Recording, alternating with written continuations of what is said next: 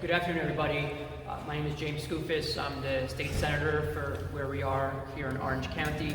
I'm pleased to be joined by my assembly counterpart and friend, Assemblyman Carl Rabinek, who we'll hear from, the town supervisor, Denise Quinn. We'll also hear from a number of first responder leaders here in the community and the county, including the Orange County Fire Coordinator, Vinnie Tancaselli, as well as the chief here at Slate Hill, Michael Daly.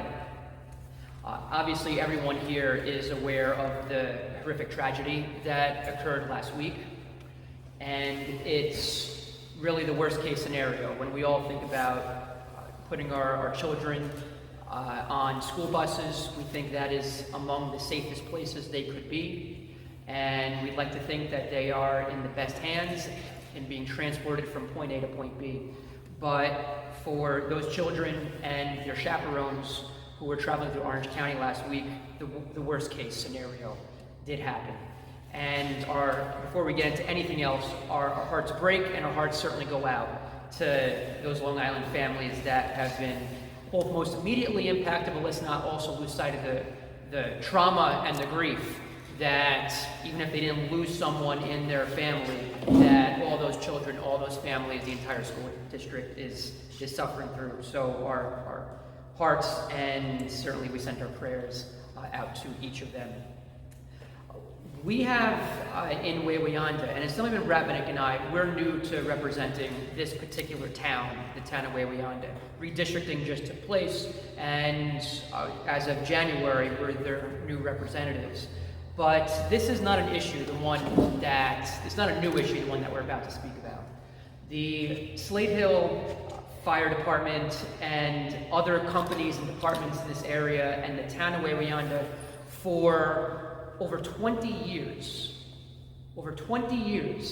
have been asking for what's called a crash gate out onto I-84. And the reason why they're looking for that access route onto I-84 is because there's over 10 miles of roadway in between the nearest access points, one in Middletown and the other heading east to the other part of Orange County. And so Slate Hill has to travel miles and miles and miles to one of those two other access points, entrances, traditional on-ramps, and then miles backtracking onto I-84 to get to the scene of an accident. And it goes without saying, everybody knows that in instances like the one that we saw last week, every minute, every second matters and counts. And folks in elective politics, politicians like to talk about all the time how much we care for, how much we support our firefighters, our police, our first responders, and yet our first responders here have been begging and pleading for over 20 years to get an access route so that they can better serve the community and save lives. And so we're gathered here today in the aftermath of this tragedy last week to make it loudly and clearly known that we're done waiting. And so we are calling on the federal government, the FHWA, which has jurisdiction over approvals for these types of access routes on interstates. We're calling on the DOT and the governor's office to urge with all expediency their federal partners to act, and importantly to fund this crash gate. And we're not going to stop until we see this through, because incidents like the one that we saw last week require immediate response time.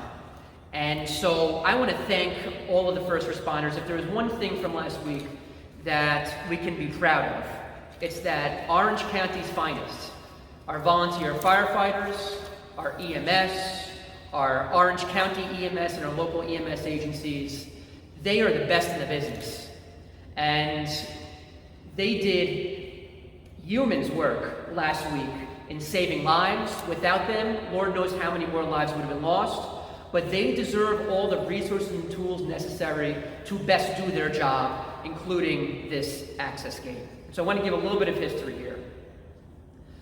The jurisdiction over I-84 has flip-flopped all over the place.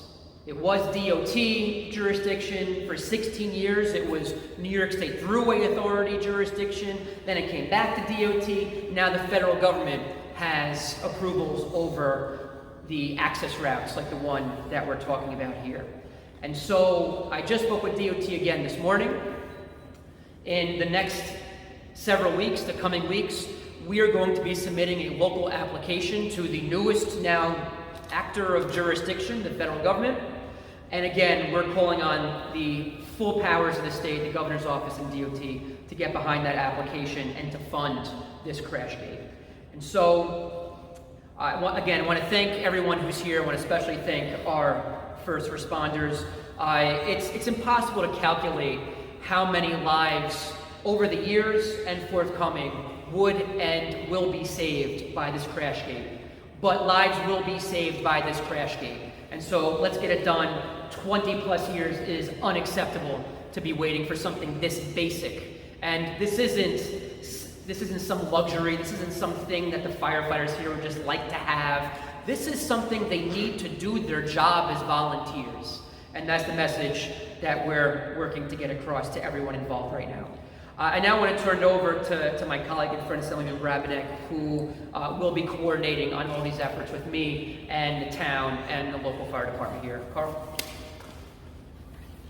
Thank you, Senator. Again, my name is Assemblyman Carl Brabenek. I represent the 98th Assembly District, which encompasses Western Orange County and Northwestern Ramapo and Rockland County. Like the Senator has said, we have both taken over this particular jurisdiction in the town of Wayweonda this past January when we took our oaths of office. But no matter if it's here or it's anywhere in Orange County, anywhere in Rockland County, my office, the Senator's office, Senator represents Orange County. We are the advocates for our residents. We are the advocates for the people. We are the advocates for our first responders. And what we are going to do in the next coming weeks, like the Senator said, is we are going to reach out to all actors, the governor's office, DOT, also the federal government, our congressman, Congressman Pat Ryan. Anywhere we can go to get this and make this a reality, we are going to do it. And I just want to thank all of our first responders behind me, the whole Slate Hill Fire Department, all the mutual aid that came out last week. They did such a wonderful job with a lot of times limited resources, and they made sure that lives were saved, especially all the children that were on that bus that I'm happy to hear they will be recovering from this. It's going to be a long road for them, for the next few years, maybe possibly a few decades, and maybe the rest of their lives. But, we're going to make sure in the state that those resources are available for those students as well. And we've been in contact with our colleagues down in Farmingdale that represent Farmingdale to offer our assistance for both of our offices to make sure that those resources are available for everyone. So again, it is super important that we get this done. 20 years, completely unacceptable. We're talking 2003. I know the former senator, Senator Bonasek, who represented the area, had been working on this for quite a while until he retired in 2018, and then unfortunately it did not move forward at that point. And then also, like the senator said, with the confusion of the agency swapping on who's getting the jurisdiction back and forth, did not help matters as well. However, that ends today. We are moving forward and we are going to get this project done. There are a number of sites that can be looked at by the DOT, by the Federal Highway Administration, to see which site is the best one for access. Every single second counts for our first responders to get to those accident scenes. And this is how they save lives. We're going to help them. We're proud to help them. And again, thank them for their service. I'd like to call up now the Town of Wayweonda Supervisor, my good friend, Denise Quinn. you, Assemblyman. I echo what the Assemblyman and the Senator said. The first responders did an incredible job. Every day they go out there, they take time out of their day and save lives, and we're very fortunate. I want to thank the Assemblyman and the Senator for working so quickly to take up this cause for the crash gate for the Slate Hill Fire Department. We're very lucky to have them representing us. Next, I would like to introduce Orange County Fire Coordinator, Vinnie Tankiselli. Thank you, Denise. In emergency, as it's been stated before, minutes count. Timing's everything. It's really the difference between life and death. And when I first took this position over, it was about 11 years ago, and I came into these conversations that had been going on for 20 years, as I stated before. The Slate Hill Fire Department leadership at that time begged for this crash gate. They explained how critical it was. Since the years have gone past, I've been to many incidents out on 84. Chief Daly of Slate Hill Fire Department will come up and talk about a few of those. One of them I recall was another fatal accident where we lost 3 people, one being a young teenager. So that's just one example, obviously highlighted from the accident last week. You see how dangerous it can be and how critical the incidents can be. Slate Hill Fire Department does a tremendous job. They did an amazing job at the accident last week, along with all the other agencies. They train for this every day. They're one of our best trained departments in Orange County. They're outfitted well, and they have great manpower. And it's time that we stand behind them and help them do what they need to do to get the job done and protect our citizens. And all the people passing through. I want to thank the Senator, Assemblyman, and Town Supervisor for their support.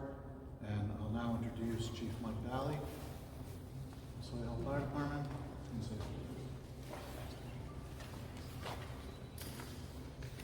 Good afternoon, everyone.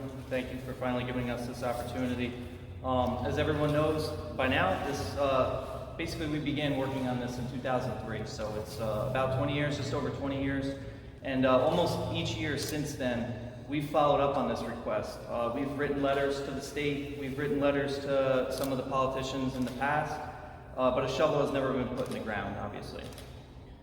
To a little bit of history of how we work and some of our operating procedures is that we are a 100% volunteer fire department, like almost every other department in this area. When we are dispatched to an incident, whether it's on Interstate 84 or it's a local road somewhere within our fire district, our firefighters respond to the firehouse in their personal vehicles, for wherever they may be. Some are at work, some are at home. Wherever they are, they respond to the firehouse. At that point, they board our necessary apparatus. They drive for close to 10 minutes if it's an incident on 84, and that's simply to gain access onto 84. They gain access at exit 15 in the next fire district, which is the New Hampton Fire District. At this point, they must double back to the incident scene. This is approximately 5 to 10 minutes, depending if it's east or westbound.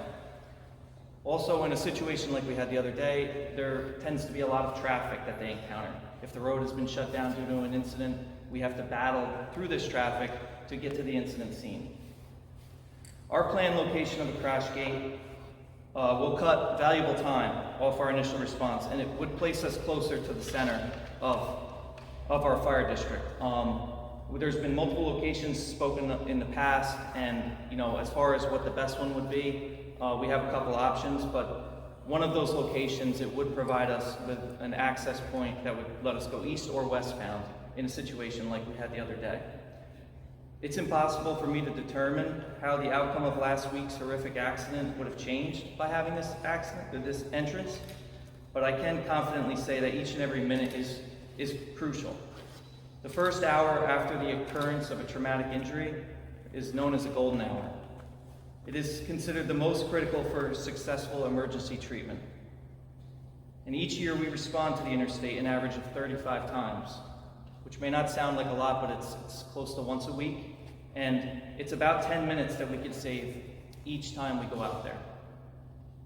It's a shame that we're here only today speaking on the subject because of the fatal accident last week, which, mind you, is the third fatal accident that we've had on that stretch of road in the past 3 months. I appreciate the continued support from Senator Skoufis, Assemblyman Brabenek, and the town of Wabion, Supervisor Quinn. It's been 20 years in the making, and I hope that we can get something going and get a shovel in the ground soon. Thank you. Thanks, Chief. Chief Spellis,